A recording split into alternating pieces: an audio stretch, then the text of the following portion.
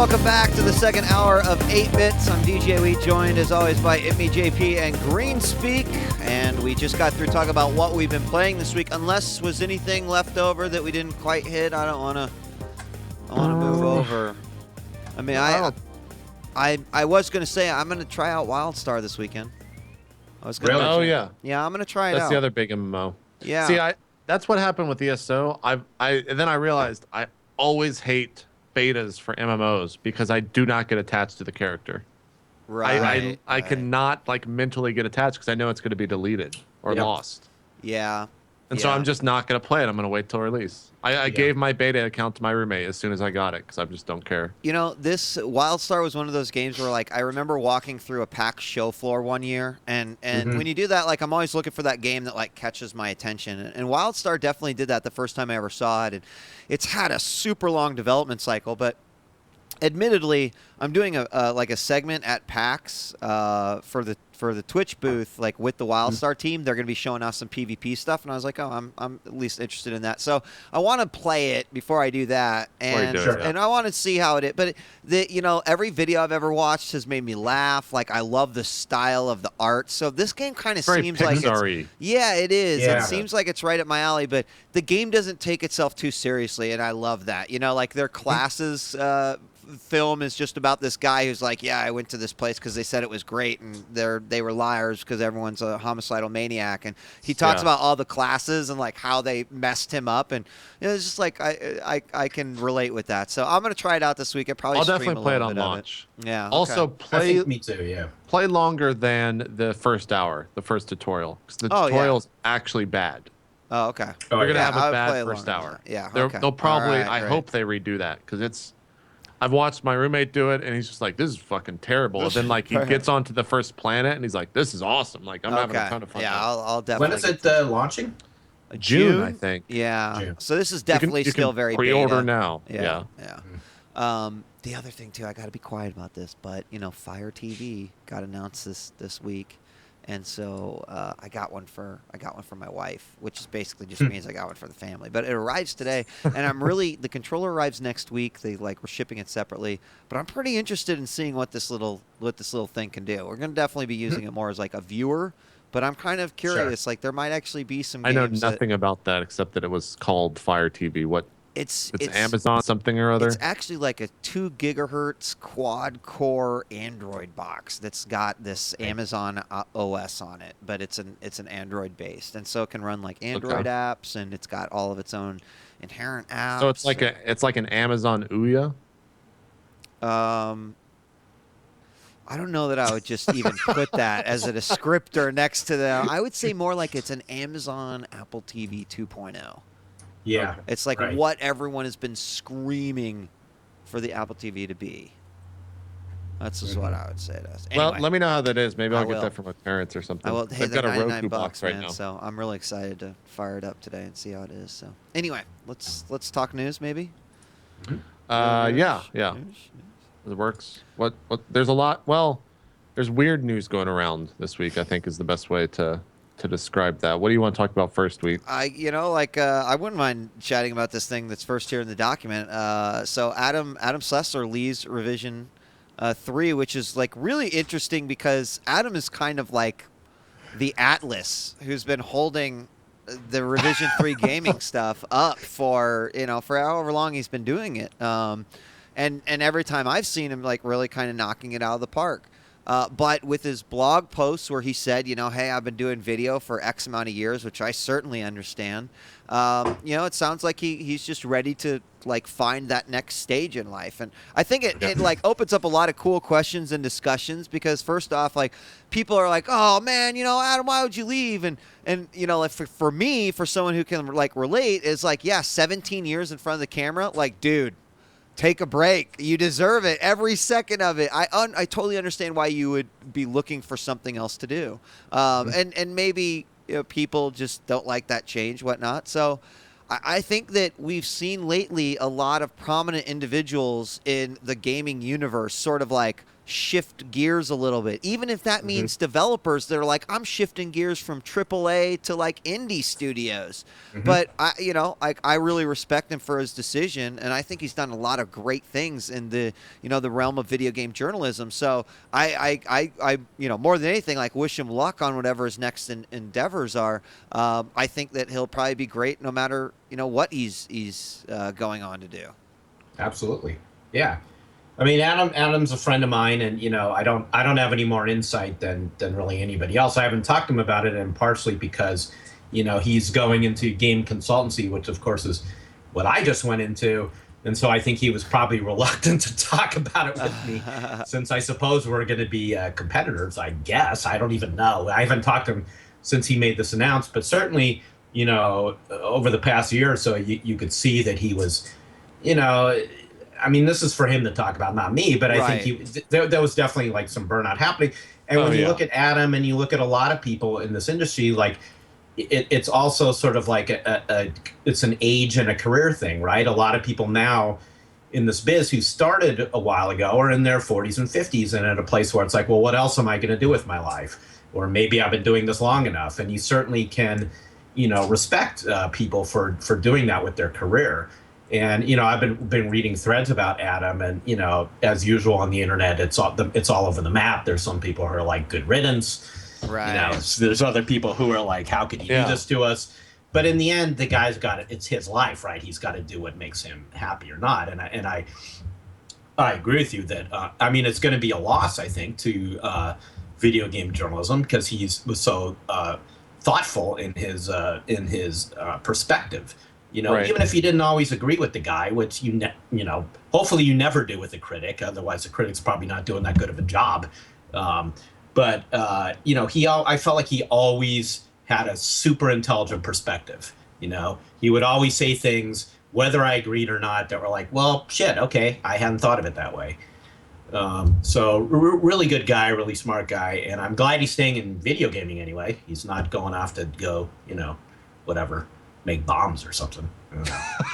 That was his other career plan. I could either quit and go make bombs, or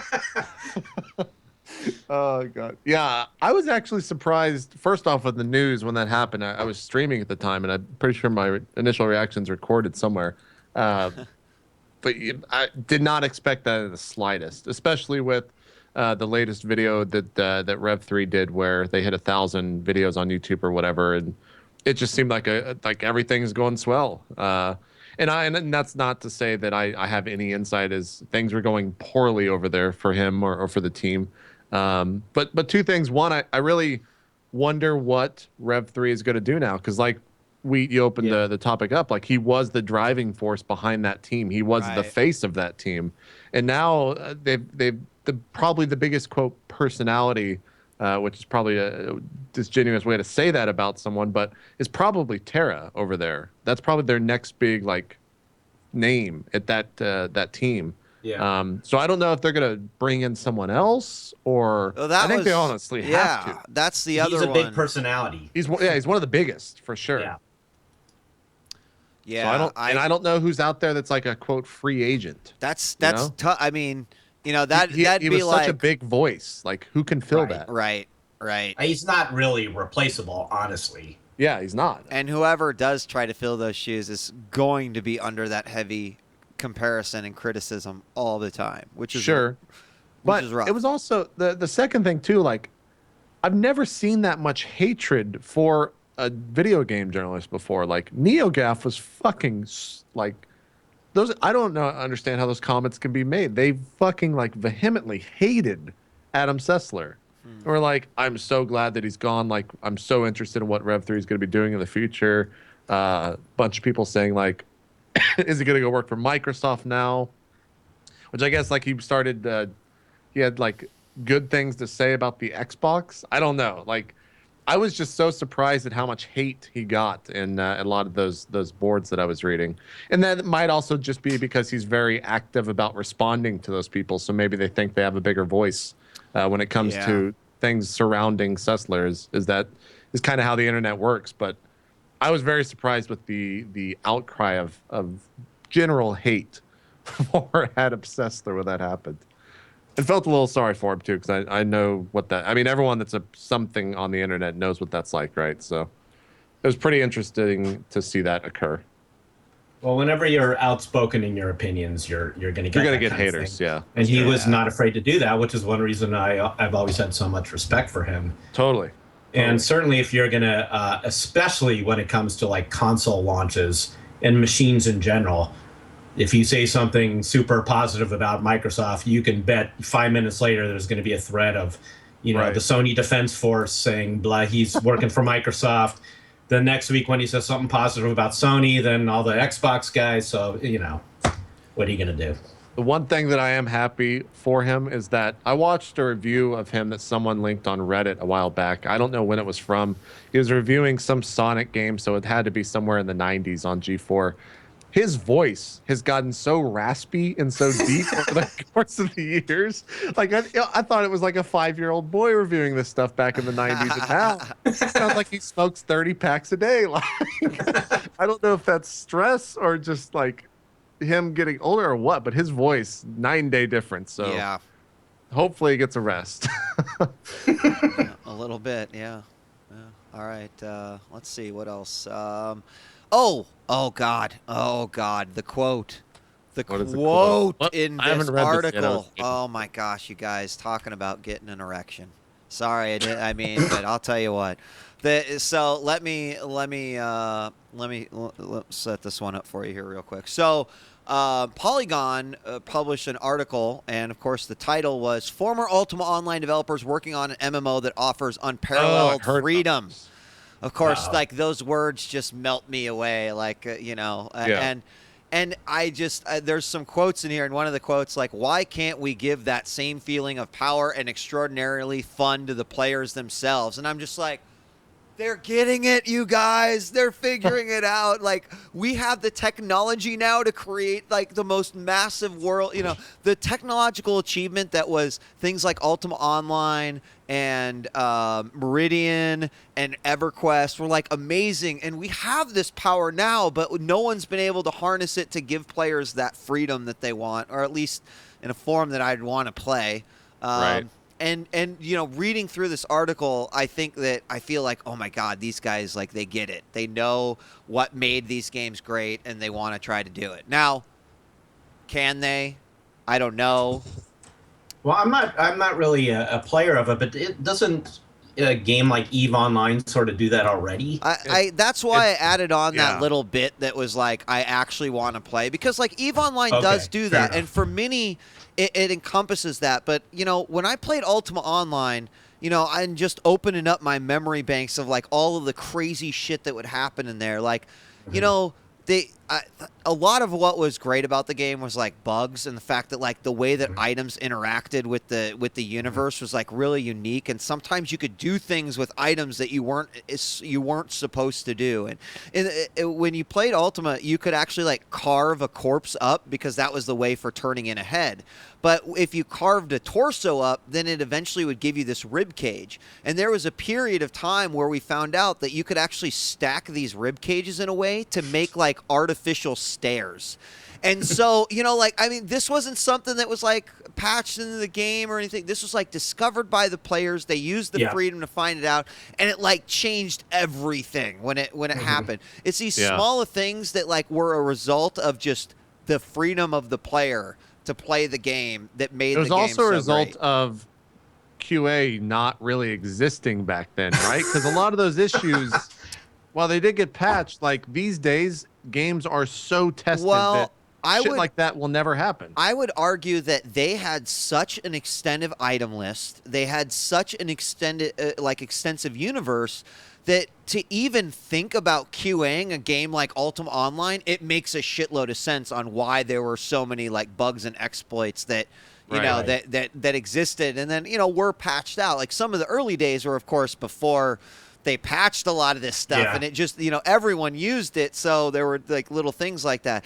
I think that when you build a world like that, you almost have to expect that you're not going to be able to catch everything. So I don't know if that's the case, and I don't know if they can ever duplicate it again. But I don't know if you can ever have a game that, like any game, no matter what genre it is, where it has bugs that improve, or not bugs, but things the developer didn't intend on making the gameplay experience better, because everything is so tested these days. Everything's so like, there are 1,000 or probably more than that. There are 10,000 hours developed into a game before it ever even gets into the hands of the public these Do you days. think that stifles happy accidents, though? Would that Totally, stifle? 100%. I Would agree that with you stifle with that, something yeah. like strafe jumping today? If that whole thing happened today, If the developer doesn't want that, then yes, 100% it will stifle that. And that's Right. right. I think probably part of the key is, are the developers sort of cool enough and Right. and mellow enough to like expect and want sort of emergent gameplay to happen. And it's really hard to do that as well.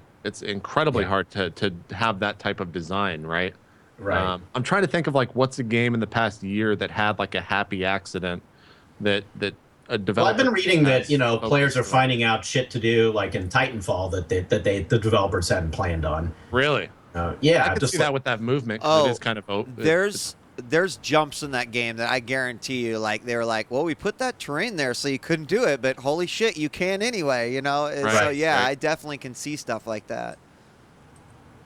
Yeah, Right. someone made a comment. Good QA can sterilize games for sure. I think that's a pretty smart comment that I think encapsulates everything that I've said in the past 5 minutes about it. It makes a lot of sense, but. Remember, the most famous exploit or the most famous incident in Ultima Online was, of course, Richard Garriott, Right. or Lord British getting assassinated in his own game. Exactly. That wasn't supposed to be able to happen, but you know. The guys Nowadays figured too, it like out. someone would know that, right, and wait like a year to like make sure it's perfect. But back then, I'm sure it just like happened on a whim, right? It was that the- pretty coordinated how it all. was? Yeah, it was Okay. pretty. It was I like mean, an assassination attempt, right? Yeah, Or not yeah. attempt, they did it. They did it, yeah. But yeah, it was a pretty large setup, and you know, it was all sorts of crazy. But that was the essence of Ultima Online. I mean, like, we used to have that. We looked more like a war room when we played it, where we had like 5 486s all booted up, and we had 5 phone lines in our house because we didn't have cable yet. We were on dial-up, and we would have like one computer that just was like a thief, and he would like sit outside a door just waiting for a guy to come up so we could steal his key and try to raid his house. And like someone would always have to be keeping an eye on whether or not there was this guy coming or going. I mean, there was a lot of commitment to that game. See, that'll never exist again because like no one wants to play that game, right? Only only 1,000 people want to play that game. The player base maybe right. has just changed, right? Maybe it's just totally. gotten different. I mean, I think some of that stuff is where like Minecraft is gone, you know? Right. That's But probably it's why but they're so it's successful, missing too. the massive.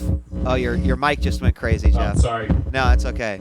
I feel like you're missing the massive universe in Minecraft. Do you want to unplug your Well, yeah. mic and try one more time? Is it still bad? Yeah, Yeah. All right. Drop Sorry, the face everybody. up there, Green. it's going crazy. Oh shit! You're actually. Oh, there you go. You were changing the pitch for a second. That was cool. Better? No. You know when you I mean, unplugged that's it at the mic? Sorry. Yeah, that fixes it. Fixed. Yeah. That Fixed fixes it? it. Yeah, That's the Sorry, go-to guys. fix every time. that's okay. No problem. That sounded cool for a second.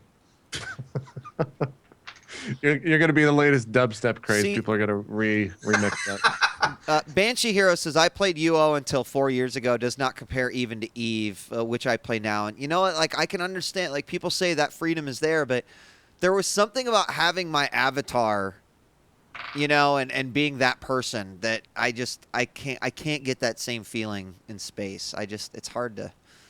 We were trying to Explain. classify that for Ryan the other day because he's like that with WoW was his first MMO, right? And I'm sure it was probably a lot of people's this day and age that didn't experience like Dark Age before that or UO before that. But is that nostalgia? What is that? We were trying to like figure out what that is. It's not nostalgia, but it kind of is, right?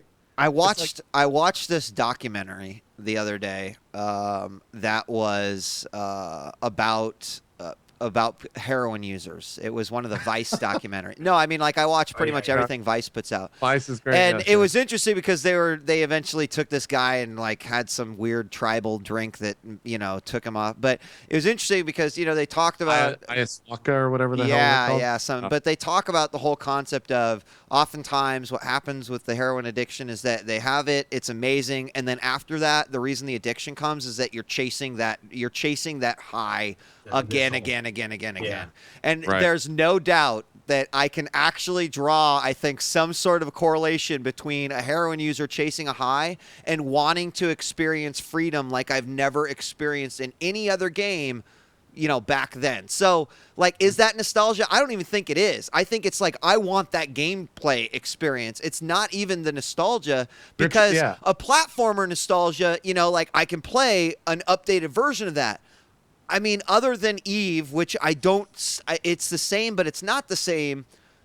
That hasn't come back to me again. So I guess I'm sort of chasing that freedom. That's what it's been for me for Dark Age, and the PvP in Elder Scrolls is reminiscent of Dark Age. So I'm chasing that dream. Yeah, right. That's what I'm interested in. Yeah. I don't know. I hate that. Like, we were trying to classify it into one single word. It's hard. I don't know what that word is. I don't know, Jeff. Yeah, I don't think it's idea? nostalgia though.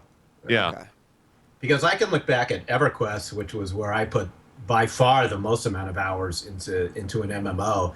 Right. And I have like incredible memories of it, but I'm not saying that I would actually, my guest appearance by my wife there on the show, wrote me a little note. But I don't actually look, I wouldn't want that again, I guess is what I'm saying. Like, I love those memories, and I would like to see games have some of that Wild Westness again, but I know if I went and booted up EverQuest now, I would probably hate it. Oh yeah. I've done that. I've booted up Dark Age in the past year and gone onto a server that isn't official, is on an old patch, and tried to play it, and I couldn't do it. I couldn't do it at all. Yeah. So, I guess, I don't know. That's such a weird thing, because I think only MMOs have that feeling, right? Like, other games, other genres have always gotten better for the most part, right? They've always done stuff that kind of harkens back to except for something maybe like FPSs, in my opinion. Yeah, probably. Well, the FPSs... They've gone more simple towards the console route. Exactly, they've gone more mainstream, Maybe mainstream is probably a shitty word for that, but yeah. To go back to that, the initial news item that you mentioned there, and like, I always, of course, you want to give everybody the benefit of the doubt and assuming what they're doing, but I always feel like statements like they're making don't serve them well. Like, sets them up for something they could never deliver on. Yeah, and like, because I used to be in the gaming press, I feel like every single, like, all the time when people would come in and say, well, this is going to be something you never saw before, or this is going to offer you unprecedented whatever, it's like, well, that's what the last 12 guys said. Yeah, I mean, there's always truth to that, and that's why I always preface this kind of stuff with, well, if they can actually pull it off, because we were talking about, I don't even remember, but maybe some of the guys that offshoot from DayZ that are now making and we talked about how, it was CCP. The Eve guys are making their own Rust zombie DayZ type thing, and it sounded like everything they're saying, but again, it's like 2 years off. So that's true. I think DayZ will actually be like a lot of.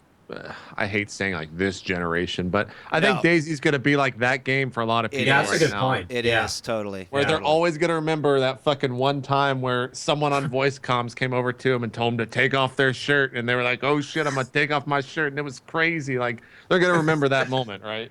Yeah, and that's true. Like, that game always delivered something that was unique to that game, but in a more casual type gameplay, it would never exist ever. Right. You cannot do that shit. Yeah. Like, I remember playing that game with Day 9 once, and he just gets in, he's like, this is fucking horrible. I have to hit 9 on the numpad to stand up. What is this shit? It just doesn't work. Right. It was such a fucking like clunky piece of shit that had like awesome little small elements that everyone strode. 2 hours of walking, 5 minutes of like, oh my god, Great this is stuff. the most intense shit ever. Yep. 2 hours of walking. Like, that's what DayZ is. So yeah. Let's okay. Okay, I know you'd be like, why would you even do this to yourself? But Giant Bomb did this. No, I'm sorry, this was not the Giant Bomb. Eurogamer did this massive piece. Massive piece. It's like 5 pages long, and it's a double interview with 2 developers of stealth games. Right. and they literally, I mean, the whole thing is kind of arguing over like the approach of writing stealth in, and do you go for a more immersive experience? Do you go for a cinematic experience? How do you make stealth like seem right? And the whole time I'm like, how come these guys aren't asking the questions of whether or not people actually want stealth games, which we talked about a little bit last week? Because I think like we had this sort of, I don't know, I feel like still the popular vote is that it just kind of ruins a lot of stuff. But I mean, if you're into this sort of thing, I read about halfway through before I was just like even this interview is boring. It's as boring as playing through a stealth game, and I cannot Is it as wrap. tedious? Do you find yourself like skipping each paragraph like you do in a stealth game, where you're just like trying to get to the next point by Yeah, exactly. breaking the game? Exactly. I mean, I'm trying to find the answers in here. Like, what kind of games did these guys like? Why did they decide they wanted to develop stealth games? Like, why? You guys, I don't know. I feel like I need to throw it out there though. It's for anyone that likes Assassin's Creed and Metal Gear Solid. They throw out a few interesting bits, and there's some interesting like perceptions on game development and how you're successful in something like that. But then it's just hard for me to read because I'm like but those games aren't really successful either. I think my biggest problem with stealth games is not it's. I've talked about this before with the Thief games, but there's so many games that this applies to. It's not just Thief. It's the weird suspension of disbelief I have with the when the stealth, when you get caught or when you get sensed, and then they go into an alarm state, and then the sort of artificial constraint of that. Okay, now I've waited 12 seconds and the meter's gone down, so now they forget I existed. Right. When I could only be behind one corner based on where they last saw me. Like I there's no way I could have moved. So why is he wandering off and whistling again and letting me go? And I get it that in terms of a game, the game wouldn't work if I was stuck there forever. But on the other hand, it's just too artificial for me. I can't deal with it. It's like, well, now I can go sneak up on this guard and kill him because he forgot I was right around this corner with a dead end. Right. What breaks it for me is kind of the same thing. It's like I'm standing in fucking front of someone, but I'm in stealth mode, and they're like, "Where's he at? I don't know where." And I'm just like fucking fondling his balls, and he's like, "I don't know where he's at, guys. I guess I'm gonna go back to my point." I'll walk back. Maybe he's just enjoying the fondling of his balls, so he doesn't care that you're there. Maybe so. One of the most interesting questions that they do kind of like at least try to get to where my line of questioning was going was someone was like, why bother with stealth in the first place? And although Mike Bithell gave like a pretty like in-depth answer to sort of the philosophy behind stealth, Jordan Amaro gives a really telling answer that I wish would make developers and publishers rethink what they're doing. And he answers, when asked the question, why bother with stealth in the first place, he answers, because it's the essence of an already existing IP. And like, for example, Splinter Cell, right? Like, well, but that's what you do as, in this game. Yeah, sure. So, like, I get that, but, like, I wish that someone would reinvent stealth. I wish they would, like arcadey, fast stealth. I don't know. What do you think? Someone in chat, actually a few people now have mentioned Mark of the Ninja, and I would agree that was a great take on it. But that was partially because it was like a whole different perspective, literally, right? Yeah. I mean, it was 2D kind of side scroller-y, well, not kind of. And I felt like that game was cartoony enough that the breaks from reality didn't really bother me. I don't know. It's all in the implementation. See, and that was another game I know is beloved, but I just couldn't get into it. Really? Yeah, I really liked it. And I was actually annoyed by a lot of the parts where I'm like running down. It's like, you've been seen. I'm like, well, fuck this. I'm done.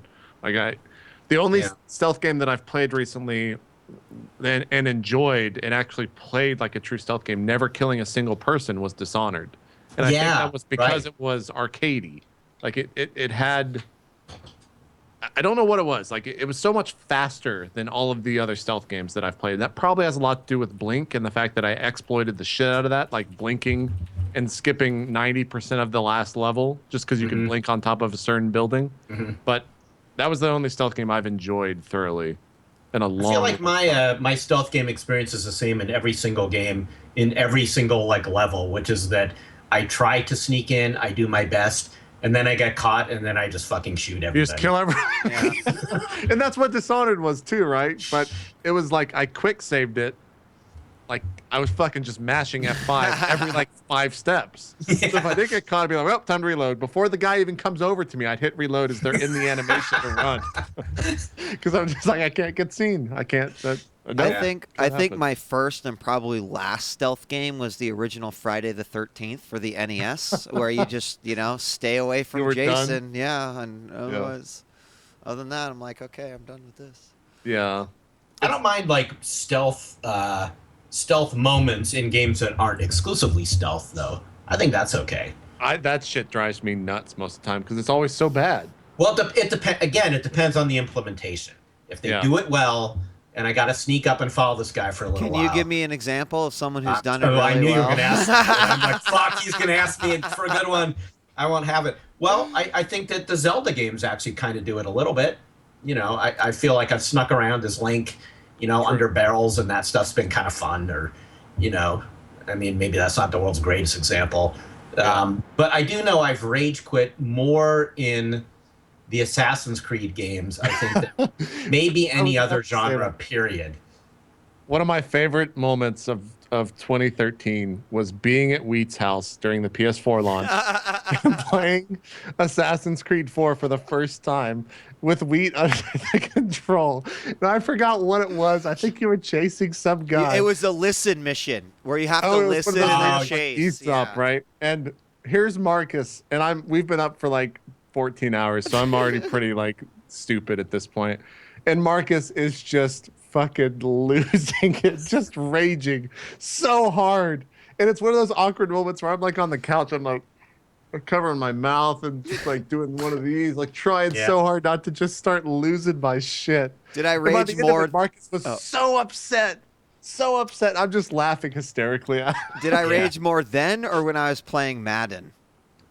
You definitely raged more during Madden because you were owned so hard. You were just like, no, it was NBA Jam, not Madden. NBA. It was that basketball game. Yeah. I Not suck NBA Jam, at not sports basketball games, game. man. It was so funny. Yeah. I guess I would say the only thing that makes me rage more than failed stealth missions is chase missions. Yeah. And I think exactly. and I think that's where I really rage at the Assassin's Creed games.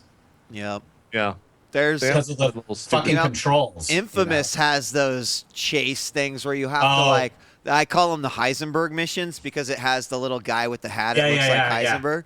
So you find the guy, but like there's no thought put into the game design. It's just like we'll make it so if the bad guy can see you, he'll just teleport away.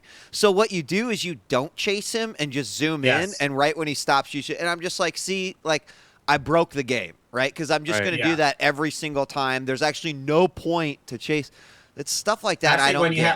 that's right how at the point where you have to start chasing him, I feel like I literally have just given up on the mission. I was like, yep. Like, go run See, that away, happened fuck to me. you. The guy started running away, and I was like, nope. And I If you just turned the because opposite you way and use your didn't do it. skills, right? If you like chase after him, the moment you get within vicinity, he runs away. He runs so away if you again. let him run away the first time, he'll stop and do one of these like, where?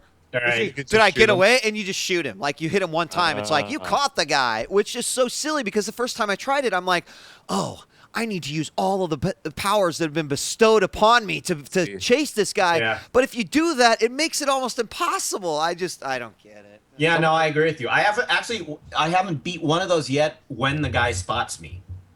Every time he runs, I just know I'm gonna lose. I've only encountered one of those because I've only played like 3 or 4 hours total. But like, the guy started to run away, and I literally was just like, nope, and I just went the opposite. Yeah, way. the best solution is basically like just try to spot him from either far away or like just outside of the sensor where he's going to detect you. Right, a little Then go edge. back up high and just shoot him from afar. Yeah. That's the only way I've been able to beat him. Yep. Someone in chat suggested that we play like a stealth game co-op or like a 24-hour stream or something. That's all we can play. Is there even such a thing?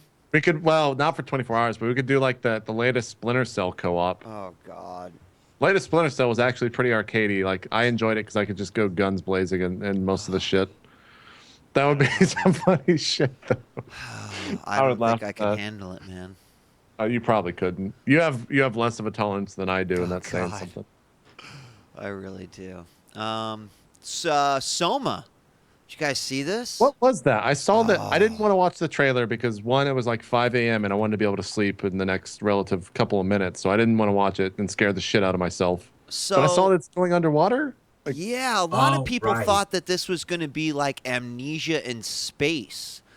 But with their latest trailer, what they've done is I like to remember the original Fallout 3 trailer, you guys, where it was like it was the radio, and then the radio just started panning out, and then you were like, holy shit, you're in an apocalyptic world. It's awesome. It's like, I'll never forget that trailer. They do something similar where you see this like computer terminal, and then it starts zooming out, and you see like everything's covered in, coral and like little mussels. And then you realize, oh shit, you're underwater. But then it zooms out at like this, to a massive point where you see like these underwater like little stations and this other more ominous ship looming overhead, and it looks really badass. And I was Jeff, I have this thing that I've dubbed video aquaphobia. I really can't stand. Like, I have a hard time with games where I have to actually go underwater. Or, I know exactly what you're talking about. I really, I believe it's a real condition. And so I will play this game, but I just know, I can already feel the anxiety of how awesome it will be to play something like this. But I'm really excited. In this game, because my problem with all the underwater scenes in games is I always freak out about the running out of air thing. Right. So is this game actually just set underwater where you don't have to worry about breathing? Because then I'll be into it. I think that's kind of unclear. A lot of it's unclear. Yeah. They're being very good about how they're promoting this. Yeah, and here's what's interesting. So actually the screenshots I've got up is, if you guys remember it, they did do another trailer like this, and this definitely makes it seem a little bit more space-agey, where they kind of have like a grimy looking, maybe the interior of a ship. But now that you know it's set underwater, I think a lot of these screenshots you can kind of start to see, okay, like there'll be probably some pretty cool environments that we're getting into. But I don't know how that mechanic will work. The game did look very dark, so I assume it'll have some sort of a lighting mechanic, but I could imagine that maybe air is a big part.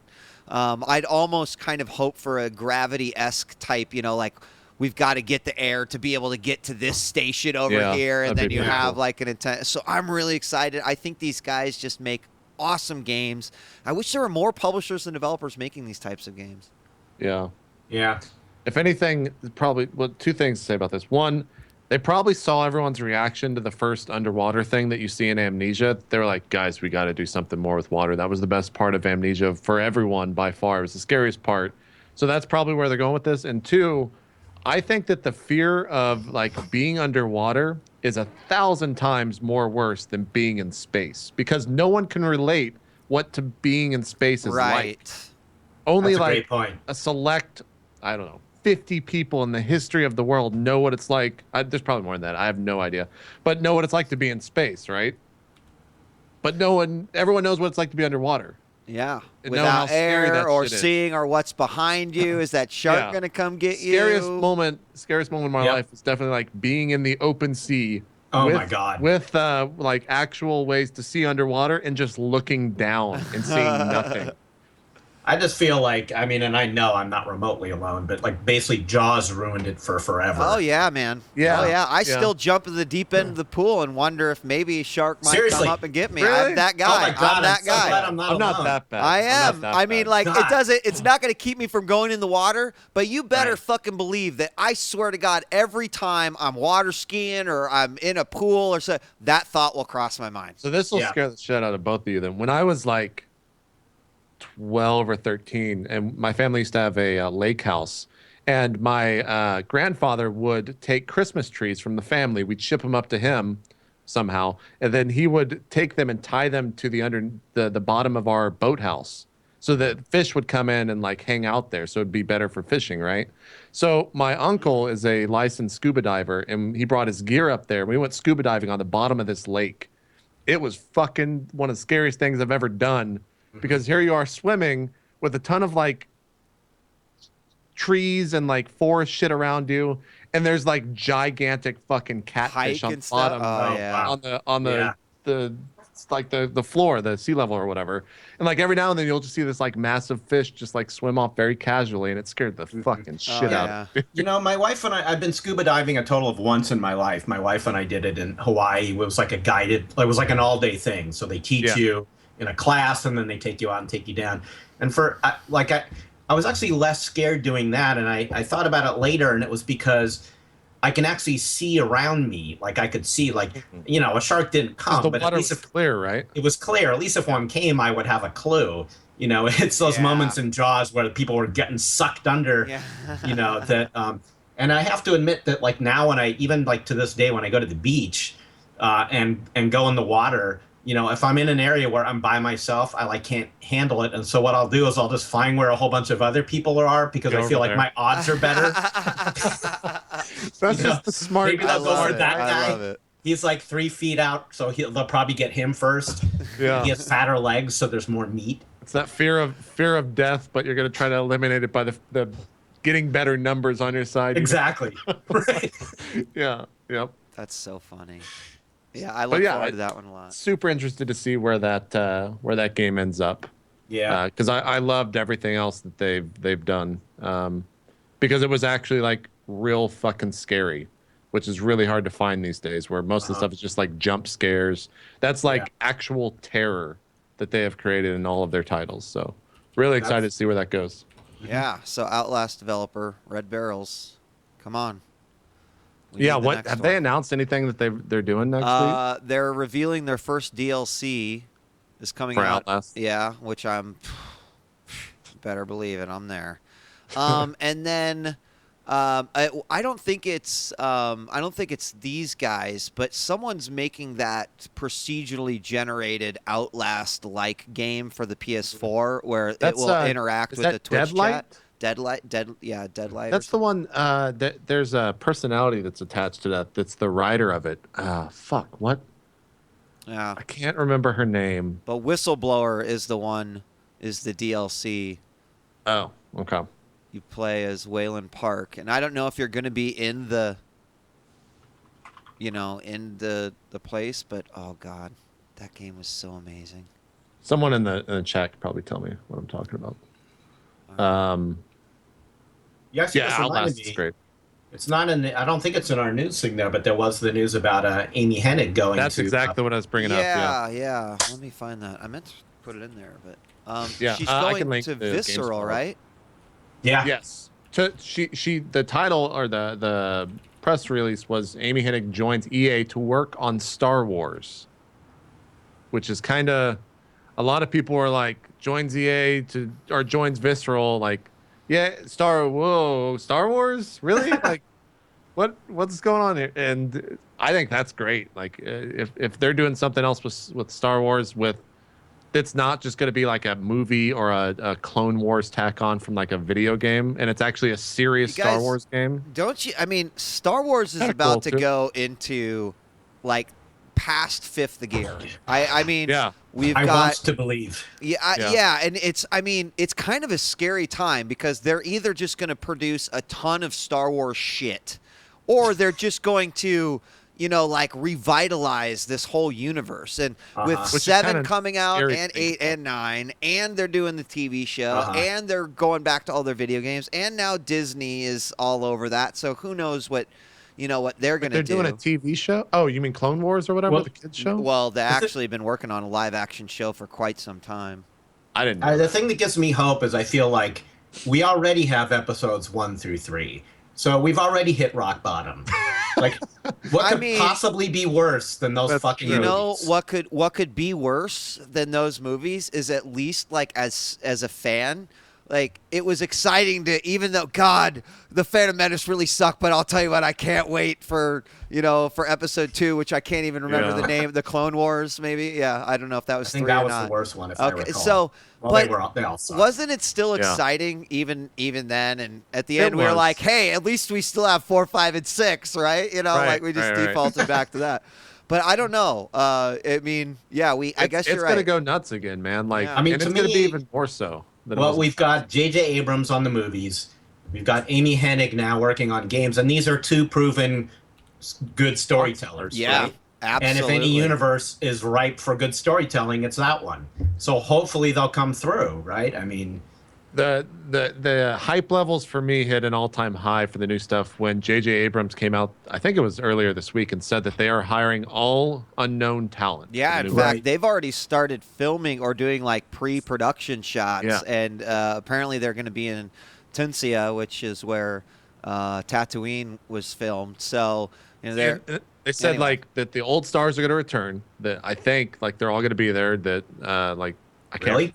Yeah, well, there's this, at least from what I've heard, is that definitely Mark Hamill and definitely I kept wanting to say Carrie Joker Fisher instead of Mark Hamill. Yeah. I guess they're not going to wheel out Alec Guinness's corpse, though. Probably. Yeah, probably not. Probably not. Yeah. But really have to they'll just be able to digitally put him in wherever they want. Oh God, shit, you're right. That's true. Ugh, they probably will. Ugh. Yeah. And then once they're so successful with it, they'll like add 10 scenes to the original Star Wars where they do the same thing. And like 2030, they're going to be like, guys, we're re-releasing we found some unfinished scenes from the fucking Jar Jar Binks scene. You're excited, aren't you? See how jaded we all are? Yeah. Well, it's because of Jar Jar Binks, man. Isn't it still so amazing, though, that this, like, the universe is just, like, it's that epic that here it is today, and my kid knows every good guy and bad guy. Like, it blows me away. Like, anything that transcends generations like that is pretty wild. It really is. It's also, like, the fan base for that is one of the most rabid, they love that fucking franchise, right? They truly love, and like people their life revolves around this franchise, right?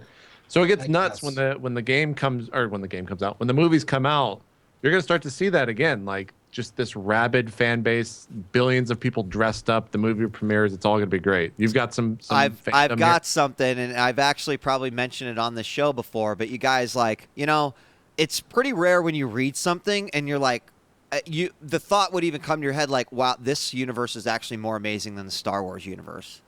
And their 3rd volume just came out, and they're going to be on a break for a little bit. But you guys, Saga Saga fan. This is the fucking Great Star Wars of our generation right here. Like, it is so freaking amazing. I cannot wait till there's like 20 of these volumes in my hands, and someone's actually making it into the show. It's very, very good. I agree with you. The universe is so amazing, and it's so good. It's called Saga, you guys. It's by BKV, Brian K. Vaughan, who also did some other great stuff like Ex Machina and Why the Last Man. He writes currently Under the Dome. And Fiona Staples, who I've just fallen in love with her art. So anyway, Saga, check it out. It's amazing. I think I read the first. That looks pretty cool. I think I read the first like book of that, or not book, but what is it? An issue? What do they call individual comics? First comic of that. Because you had hyped it so much, and I was like, it probably is a slow burn because I was not too interested in it. Well, I mean, you got to get attached to the characters before you can really, But they do an amazing job. I think like by the 5th one, I was pretty hooked. Oh yeah. And what's interesting is that the end of the 3rd, that could almost be like film 1. That is like episode 4, The New Hope. Where and there's like enough lore already that they could tell the first 3. It's just it's great. What's the other Kirkman book where he's basically just like shitting on superheroes? What is Invincible.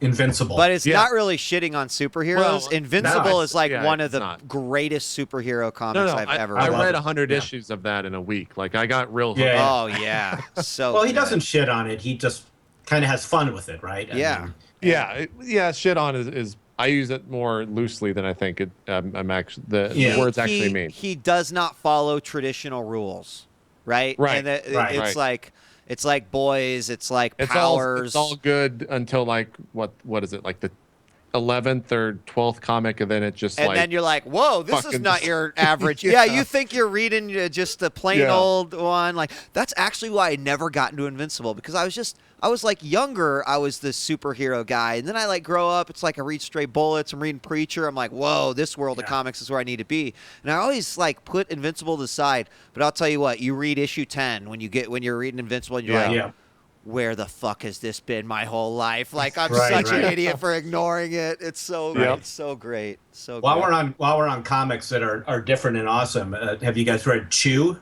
I love Chew, Jeff. Oh my God, it's clever as hell. It was supposed to be coming to Showtime for some sort of live action thing. Really? I don't know if that. Wow, that's hard to picture. That's real hard to picture. But Chew is probably like one of the most clever comics I've read in a while. Yeah, I mean, they are always making me chuckle, and like every single time a new power is explained, I'm like, dude, that's just, it's clever as hell. Glad we agree. Yeah. I might have to check that out. Yeah, I read the first line. Chew. Yeah. So basically, chicken is illegal because I read that. It says, "Said in a world where all chicken and other bird meats are illegal," and I'm like, okay, I'll close that. The main character, it's maybe awesome. I'll be interested in it. The main character is he's an agent for the FDA, and what's the name of his power? I forget the name of it, but oh god, I forget what it's called. It's like it has a very but it basically when he eats something, he can sort of like see its past, and he can learn things about that. So like, for example, if he eats a thing of soup and the cook, sweat in it, then he might see something about the cook that has happened to him. Or if he eats a piece of meat, then he like sees the life of the cow and shit, and up to the point where it's slaughtered. And it's just, it introduces all of these hilarious things. But the funniest thing about it is that the only food they can eat that doesn't give any sort of psychic reading is beets. And it's so funny because the food I hate more than anything in the world is beets. So I relate like the same person to him so much because I'm like, God, beets suck, and you hate beets. And oh, I love it. It's so good. Chiba Path. Thank you, TM. Chiba Path. Right. Oh, that's what is. Yeah, Chiba Path. Okay. Yeah. Chiba Path. Yeah. And the things that they make him eat as part of his job. It's a whole other thing, because they need him to use those powers to find out. It's sort of, there's like ongoing like murder mystery sort of things. Right. It's very funny. Great book. And the art is fantastic. Yeah. I started my comic book portion of this. I forget the name of the book now, but I can describe the main hero, and you guys are probably able to tell me. He wears all white and like a trench coat, and the first episode is him being recruited. It's, Nemesis. No, not Nemesis. It's older. Mark Miller. Oh. It's really old. I don't think it's Nemesis. No, that's not it. Fuck, man. It's not Planetarium, but it's got a name. Oh, is it the based off of the? Oh shit. It's like basically. Is it the Authority? That might be it. That was great too. That was a superhero one, right? Where they were all this completely badass. Nope, that's not it. First episode is basically this guy who's been, or the first episode. First comic is this guy who's been like stuck in this time warp for making sure this bomb doesn't go off for like 50 years. And that's what it is. I don't know. Planetary. That's Planetary. Yeah. I've been reading that. Wait, isn't that Garth? Isn't Planetary based off? Planetary is actually based off of the Authority. I thought. They're linked somehow. Wait, I didn't know that. Yeah, because it's Warren Ellis. Yeah. Right. No shit. Because I've actually never read Planetary, and I've got a buddy who's like, you need to read it. I'm enjoying it. And I know that it's based off of that universe because, like, the Bleed is in it, right? The Bleed, like that. Yeah, I'm almost positive. Maybe I haven't gotten there yet. Yeah, maybe I'm not there yet. My short-term memory's too shitty. I actually just reread all of the Authority. I fell in love with Apollo and Midnighter so much. Like, they're just fantastic characters. Who also happen to be the only two gay superheroes that I really know about. But both super badass. I've been enjoying Planetary. I think that we know about is the key there. Well, I mean, having a couple of the you DC don't know if characters Superman's gay. and a couple of the DC characters might have actually do. actually. The Flash always struck me as probably gay. Might be. All right. Speaking of Arrow, by the way, Oh, yes. you should keep watching because the Flash, they're making. Oh, I knew that actually. Yeah, I've it's heard- kind The of- Flash is going to show up. He's already showed up. Oh, he has. The It's origin DC, story has already so- occurred in the Yeah. show. Yeah, Yeah. and like that. Going back, I guess we're coming full circle now at the beginning of the show. The Arrow there are so subtle hits. Like you're in a jail scene recently in one of the scenes or in one of the episodes, and like you hear this kind of cheerleader-esque type voice in jail from behind one of the doors say like I'm a therapist or a psychologist, do you need me to look at you? And it's like it's obviously Harlequin, but you don't like there's nothing done with that character at all. It's just one line. So they make like little references like That's that. cool. For the super nerd that actually gets that stuff, it makes it pretty cool. So watch Arrow. It's pretty cool. Awesome. All right, we probably need to wrap up. We just there's been a couple guys like I don't comics. Oh, there's one guy that's like it's not that I don't like them. It's like I don't know where to start. Just get an iPad and watch. Go to Comixology. Yeah, Comixology, cheap graphic novels is amazing. Like I buy so much stuff there, and I'm like laughing all the way to the bank because I cannot believe the money I save from that place. It's so great. Comixology actually does a nice job too of kind of curating stuff. You know, they'll say if you're new to comics, start here. Yeah. And their picks are pretty good usually. Yeah. And like they have good taste. you know, you can always like honestly, I do feel like The Walking Dead is one of the easiest comic book gateways because it's really popular. It flows amazingly. It's great storytelling, and it shows you that like wow, there's a mature like comic book offering an audience out there, and you know some of the stuff is pretty amazing. So and you can always tweet at me. I'm always giving out people comic suggestions based off of the stuff they like, so I try to keep tabs with all the comic book guys. You know what, another great one, sorry, I'll end with this one, Lock and Key. So good, and it's recent, and it's something that like anyone can get into and really enjoy. It's just amazing storytelling and great art. Right, and for people who don't know, that's done by Joe Hill, who's Stephen King's son. So. Yeah, and Gabriel Rodriguez is the artist, who's also very, very talented, and he will chat with you on Twitter all day. So if you read it, go tell him you love it, and he'll give you his unending thanks. So. All right, let's wrap up then. Jeff, you want to start with your closing thoughts? God, do I have any closing thoughts? I didn't know. I didn't prepare a speech. Or just your shout-outs or whatever, yeah. Oh, right, okay. So you can find me at Greenspeak on Twitter, and I guess it's Greenspeak on Twitch as well. So hopefully getting back to Dark Souls. I have, it's April 4th. I have 21 days, 3 weeks from today to finish until Dark Souls 2. How many more bosses you got? I'm still trying to beat Manus in the DLC. So have you done the dragon yet, Calamite? Yes. Do you know who that is? Yeah, I do, and I cut off his tail. Oh shit! Really? Yeah. That's actually super impressive. That's really hard to do. Oh, and I don't know. And I'm wearing his head now, or I'm wearing somebody's dragon head. Okay. Yeah, so you can shoot fire now. So I think I'm near the end. I tried for like 4 or 5 hours to try to cut Calamite's tail off. So good job. Well, I think I'm on like 5 hours of trying to beat Manus. So I actually beat Manus with my tongue, Jeff. That's my claim to fame. With your what? Tongue. I was hitting the button with my tongue the entire fight. Is this on video? Yeah, you can. There's a highlight of it on YouTube actually. I get into it. I'm just fucking like jamming the key with my tongue. Yeah. Okay, I need to see this. It was pretty fun. Manus is a fun fight. Are you gonna stream that this weekend or? Yeah, if I can finish my real work for my real job, I'm gonna reward myself by beating my head against the wall against trying to beat Manus. Yes. Yeah. Yep.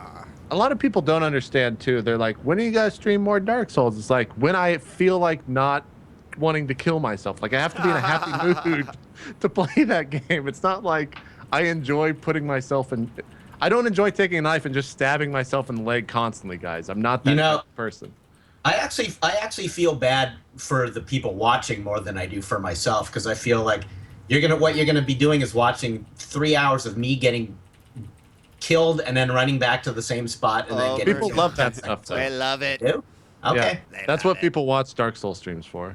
Because Alright. they're waiting for that anticipation of going over the hump of you just fucking smashing something. Yes, exactly. Because That's they true. know that on my run back, that's when I get more impatient.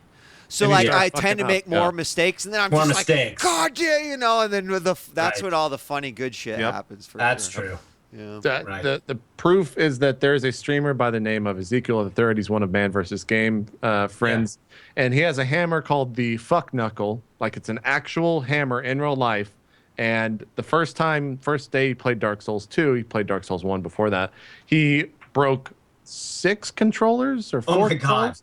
He gets pissed off and he like sets the controller up. He takes his webcam, puts it over, takes the hammer and just slams it down. Oh How my rich is this guy? He's gosh. breaking- I don't know. He goes to like GameStop and goes to the bargain bin and just buys a bunch Ah, of there you go. Okay. controllers. So yeah, he's broken a ton of fucking controllers. I remember watching a highlight where something happens and he just takes the controller and chunks it and you hear it shatter across the screen or something. Have I He's just talked like, in the "Fuck." show about putting my fist through my monitor on Medal of Honor? No, I don't No. know that. Yep. I I put my fist through it. Holy shit. got a bloody hand and destroyed a $400 monitor. Oh my God. Yeah. Jeez. And then had to tell my wife I needed to go buy a new monitor because I got so mad at a video game. What was it, a Medal of Honor that got you so I'm enraged? sure I would have figured out a way to blame it on the cats or something like that. Man, and then the cat just, yeah, Yeah. punish him. Interesting. Well, I guess my shout outs because we've kept the show going Yes, for another we have. 10 minutes because of me. Sorry. Tomorrow, 5, maybe a little bit later than normal time.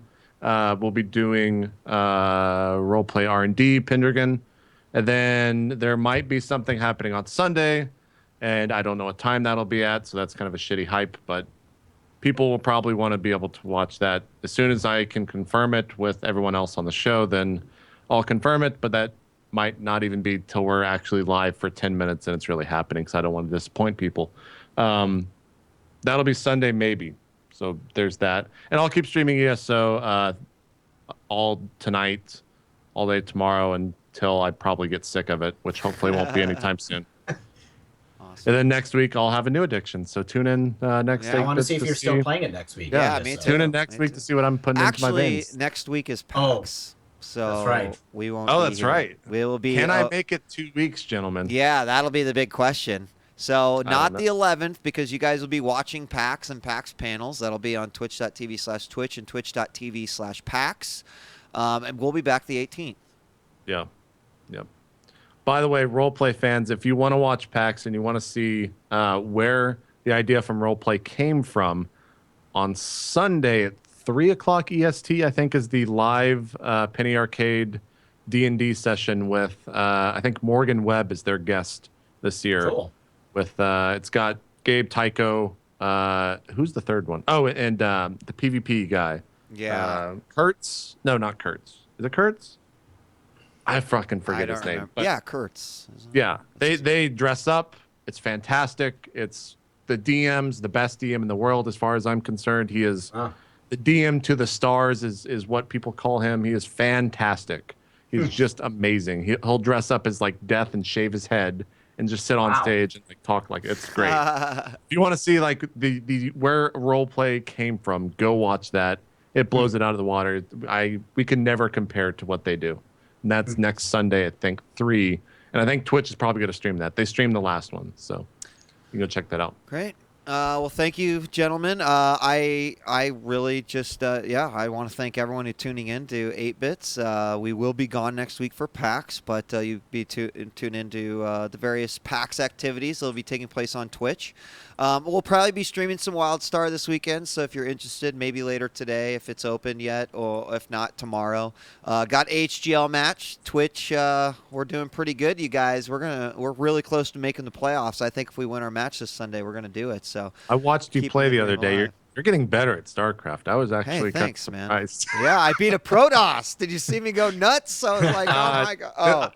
Oh no, watched for play Terran. AHGL, I beat a Protoss, and like I was that's right. actually like beside myself. I couldn't believe I did it. It was amazing. Nice. So anyway, There you go. yeah, and we'll get this one posted up to YouTube here eventually over at youtube.com/itmeJP, and then of course if you're already a subscriber of my channel, you'll be able to watch it immediately. But we'll make it public as well. So guys, thank you so much for another great episode, and we will see you guys next time. Once again, thank you, and we're out of here. Peace. Feel better, Dan. Bye bye.